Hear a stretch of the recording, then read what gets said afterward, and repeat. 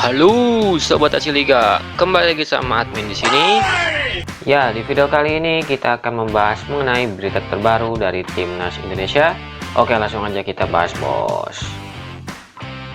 Pelatih Timnas Thailand yaitu Alexander Polking melempar sanjungan kepada para pemain Timnas Indonesia. Dia ikut yakin bahwa masa depan Timnas Indonesia akan cerah karena masih bisa berkembang untuk kedepannya. Berbicara usai laga final tadi malam, Polking mengaku terkesan dengan perjuangan yang ditujukan kepada para pemain muda Timnas Indonesia. Polking pun menyebut perjuangan ini sebagai tanda Timnas Indonesia memiliki masa depan yang cerah. Perkataan Polking memang benar adanya. Timnas Indonesia saat ini diisi oleh para pemain-pemain muda yang rata-rata masih berkepala dua. Hebatnya, dengan rataan usia muda, Timnas Indonesia mampu menembus final Piala AFF 2020. Hal ini bisa menjadi modal bagus bagi pelatih Timnas Indonesia yaitu Shin Tae-yong untuk mengawal perkembangan Timnas Indonesia untuk kedepannya. Harapannya, masa depan Timnas Indonesia akan menjadi cerah seperti yang dikatakan oleh Polking, bos. Number 2. Pelatih Timnas Indonesia yaitu Shin Tae-yong mengungkap penyebab kenapa Timnas Indonesia gagal juara di Piala AFF 2020. Ia mengatakan, para pemain muda yang dibawanya minim pengalaman sehingga belum mampu menahan tekanan tampil di partai final Piala AFF 2020.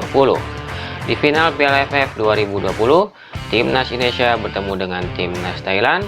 Dalam dua laganya, Timnas Indonesia harus dikalahkan dengan agregat skor akhir 2-6. Timnas Indonesia tunduk di leg pertama dengan skor telak 0-4. Sementara itu di leg kedua, final Piala AFF 2020 yang berlangsung semalam skor sama kuat 2-2 diraih oleh Timnas Indonesia. Namun, hasil imbang di leg kedua belum cukup membawa Timnas Indonesia ngebungkus trofi Piala AFF untuk pertama kalinya, bos. Di sisi lain, hasil ini membuat tim Gajah Perang mendapatkan gelar ke-6-nya di Piala AFF. Berbicara dalam konferensi pers usai pertandingan pada Sabtu tadi malam, pelatih Timnas Indonesia yaitu Shin Tae-yong mengatakan masalah utamanya adalah minimnya pengalaman para pemain yang dibawanya. Apalagi Timnas Indonesia diisi para pemain muda yang notabene masih butuh banyak menit bermain. Hal ini berbanding terbalik dengan Timnas Thailand yang mayoritas diisi oleh para pemain seniornya.